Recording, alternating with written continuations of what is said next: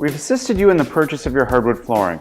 It is now time to discuss whether it'll be our installer or your installer completing the installation.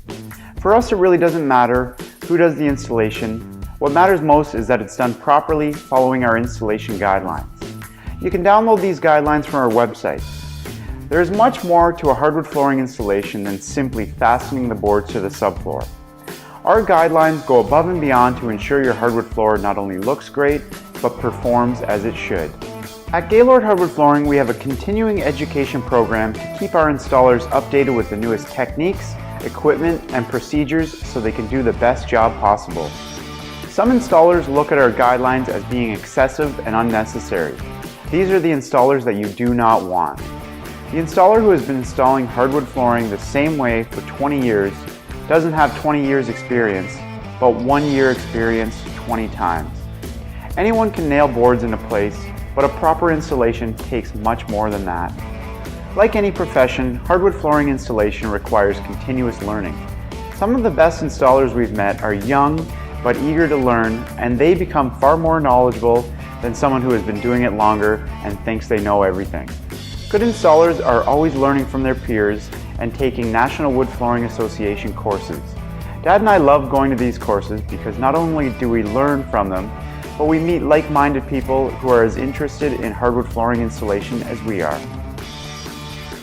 As I said earlier, anyone can nail floorboards securely to plywood, but there are many other things that must be considered. Installers need to understand the relationship between moisture and wood.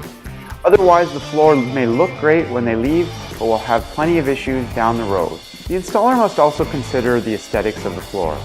Wood flooring is a beautiful natural product, and you really want it to look that way. The installer must be sure to avoid having joints too close to each other, as well as H-joints and step joints.